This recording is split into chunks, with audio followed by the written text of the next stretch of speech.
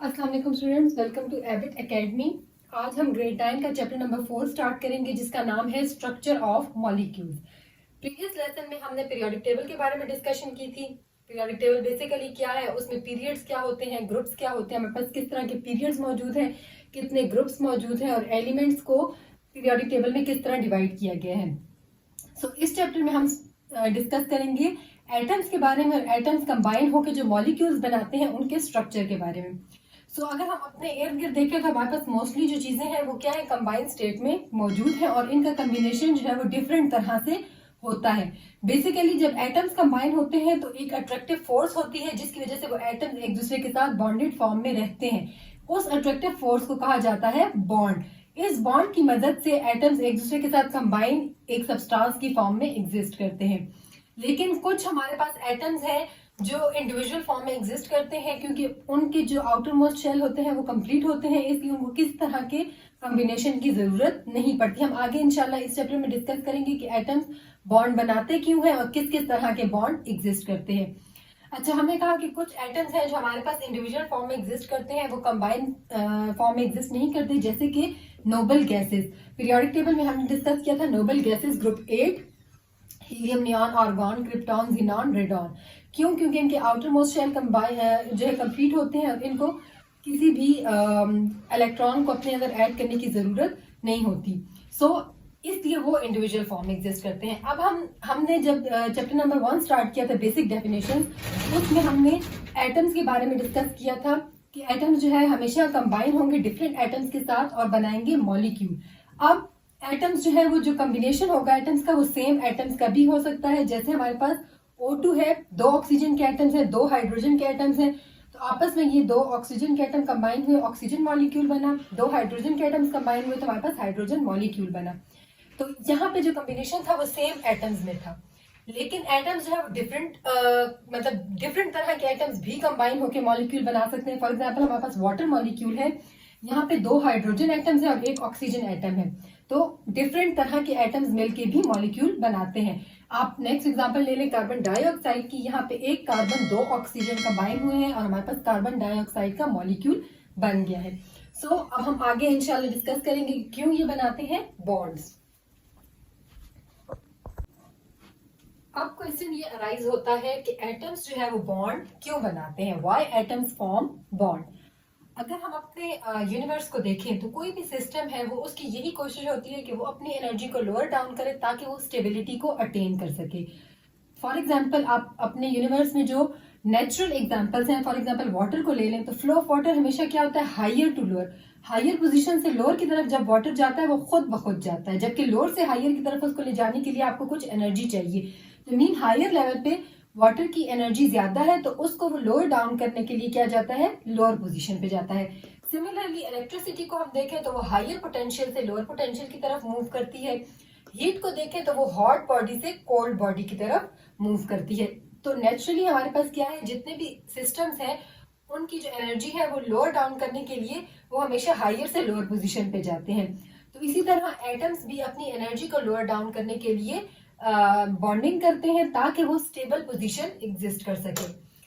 जब भी atoms combine होंगे तो एनर्जी रिलीज होगी और इस एनर्जी के रिलीज के रिजल्ट में क्या होगा कि जो एटम्स हैं कॉम्बिनेशन फॉर्म में, कंबाइंड फॉर्म में जो एटम एग्जिस्ट करेंगे तो वो स्टेबल होंगे as compare to individual atom.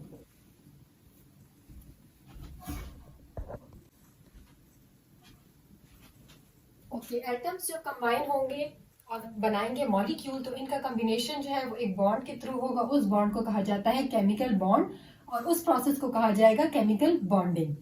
अब हमारे पास 2 कॉन्सेप्ट्स हैं जो इस प्रोसेस को एक्सप्लेन करते हैं। Number 1 is valence concept and second one is orbital concept.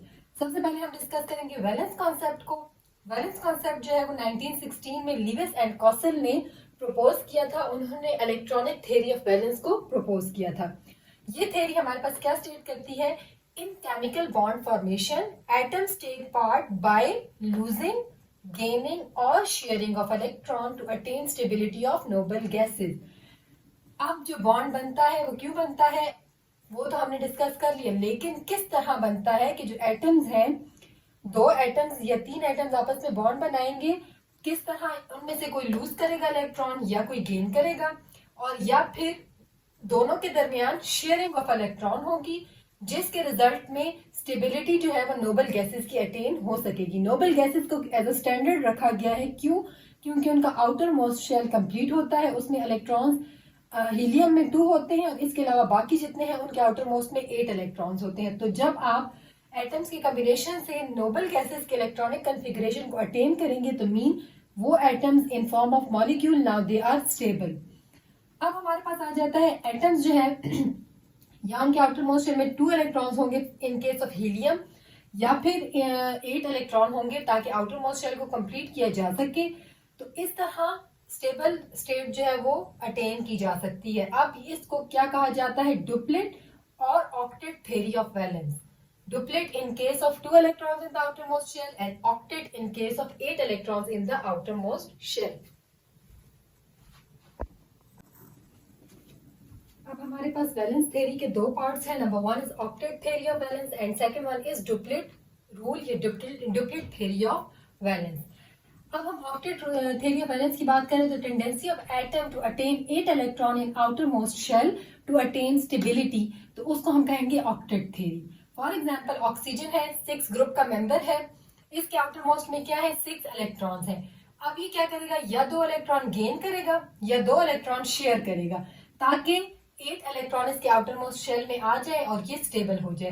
तो इसको हम कहेंगे ऑक्टेट रूल या रूल ऑफ 8।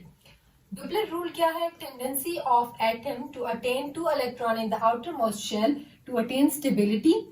फॉर एग्जाम्पल अगर हम हीलियम की बात करें तो ये स्टेबल है, क्यों? क्योंकि ऑलरेडी इसके आउटर मोस्ट में 2 इलेक्ट्रॉन्स मौजूद है।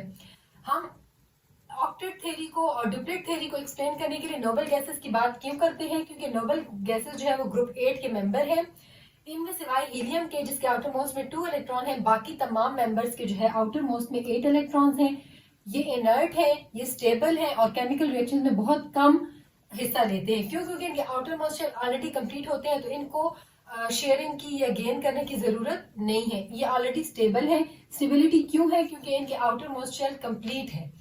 हीलियम के केस में अगर देखा जाए तो 2 इलेक्ट्रॉन्स है आउटर मोस्ट शेल में और ये कंप्लीट है, और अगर बाकी मेंबर्स को देखा जाए नियॉन, आर्गॉन, क्रिप्टॉन वगैरह को, तो इनके आउटर मोस्ट में 8 इलेक्ट्रॉन्स मौजूद है। तो हम ऑक्टेट या डुप्लेट थ्योरी को एक्सप्लेन करने के लिए हम कहते हैं कि एटम्स जो है वो नोबल गैसेस के इलेक्ट्रॉनिक कॉन्फ़िगरेशन को अटेन करने के लिए, उनकी स्टेबिलिटी को अटेन करने के लिए जो है ये शेयरिंग भी करते हैं, गेन भी करते हैं, या वो करते हैं इलेक्ट्रॉन को गेन शेयर करके स्टेबल कंडीशन अटेन करते हैं। सेकेंड कॉन्सेप्ट मॉलिक्यूलर बॉन्डिंग को एक्सप्लेन करने के लिए था ऑर्बिटॉल कॉन्सेप्ट। ऑर्बिटॉल कॉन्सेप्ट में हमारे पास क्या होता है कि combination of atomic orbitals to form molecular orbitals. हमारे पास एटॉमिक ऑर्बिटॉल्स होते हैं जिनमें इलेक्ट्रॉन मौजूद होते हैं। ये एटॉमिक ऑर्बिटॉल्स एक दूसरे के साथ कंबाइन होते हैं और जो हमारे पास ऑर्बिटॉल फिर बनता है उसको हम कहते हैं मॉलिक्यूलर ऑर्बिटॉल। एटॉमिक ऑर्बिटॉल जो है वो ओवरलैप होंगे एक दूसरे के साथ। अब ये ओवरलैपिंग 2 तरह से होती है, या ये साइड वाइज होगी और या end wise, mean head to head होगी, या फिर उनकी जो साइड्स हैं वो आपस में ओवरलैप करेंगी। अगर ये एंड वाइज होती है, हेड टू हेड ओवरलैपिंग होती है, तो उसको हम कहते हैं सिग्मा बॉन्ड। मतलब हेड टू हेड ओवरलैपिंग से जो बॉन्ड बनेगा वो होगा सिग्मा बॉन्ड, और जब साइड वाइज मतलब दोनों की साइड्स आपस में ओवरलैप करेंगी तो उससे जो बॉन्ड बनता है उसको हम कहते हैं पाई बॉन्ड। अब इस चैप्टर में हम ऑर्बिटल कॉन्सेप्ट को डिटेल से नहीं स्टडी कर रहे, हम यहाँ पे वैलेंस जो कॉन्सेप्ट था उसको डिटेल से स्टडी करेंगे और उसके थ्रू जो बॉन्डिंग होती है हम उसको डिस्कस करते हैं। सो हमारे पास ऑर्बिटल कॉन्सेप्ट को अब इस चैप्टर में हमने इतना डिटेल से स्टडी नहीं करना। इंशाल्लाह इसको हम नेक्स्ट हमारे पास जो चैप्टर्स होंगे उनमें से एक में हम डिस्कस करेंगे। तो अभी हम अपने मेन टॉपिक की तरफ आते हैं।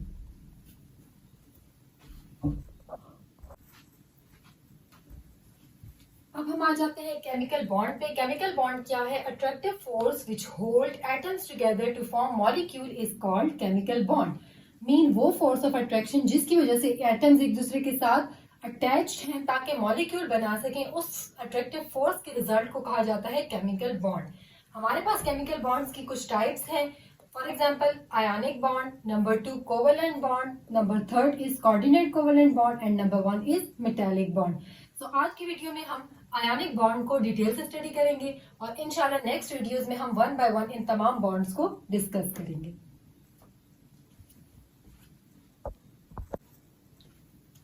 So first type of bonding is ionic bond. Ionic bond क्या है? एक केमिकल बॉन्ड है।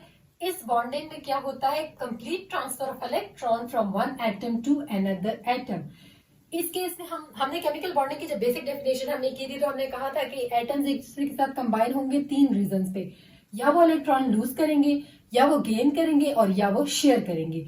तो उस केस में केमिकल बॉन्डिंग के जिसमें एटम्स इलेक्ट्रॉन लूज करे, एक एटम जो है इलेक्ट्रॉन लूज करेगा और दूसरा उस इलेक्ट्रॉन को एक्सेप्ट करेगा, उस टाइप की बॉन्डिंग को हम कहते हैं आयोनिक बॉन्ड। अब यहाँ पे हम complete process step by step discuss करते हैं।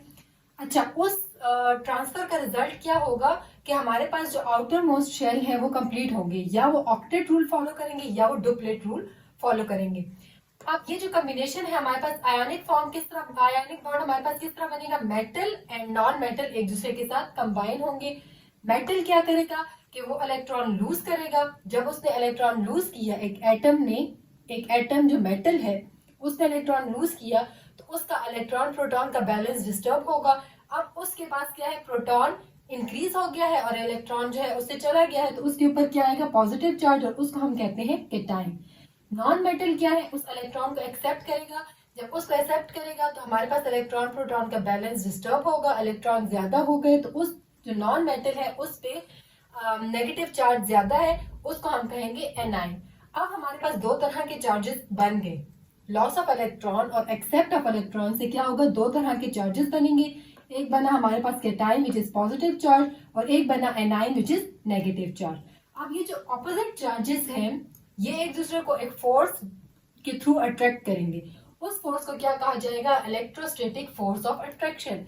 ये इलेक्ट्रोस्टैटिक फोर्स ऑफ अट्रैक्शन क्या करती है कि ये जो आयंस हैं, positive ion and negative ion, इसको होल्ड करेगी और एक बॉन्ड बन जाएगा। उस बॉन्ड को हम कहेंगे आयोनिक बॉन्ड। सो इनको कीवर्ड्स में लिखने का क्या रीजन था कि आपको स्टेप बाय स्टेप समझ आए कि प्रोसेस क्या हुआ। एक एटम ने इलेक्ट्रॉन लूज किया, केटाइन बना, दूसरे एटम ने इलेक्ट्रॉन गेन किया, एनाइन बना। ऑपोजिट चार्जेस एग्जिस्ट हुए उन्होंने एक दूसरे को अट्रैक्ट किया, एक फोर्स ऑफ अट्रैक्शन उनके दरमियान बना, जिसके रिजल्ट में एक बॉन्ड बना। उस बॉन्ड को नेम दिया गया आयोनिक बॉन्ड का।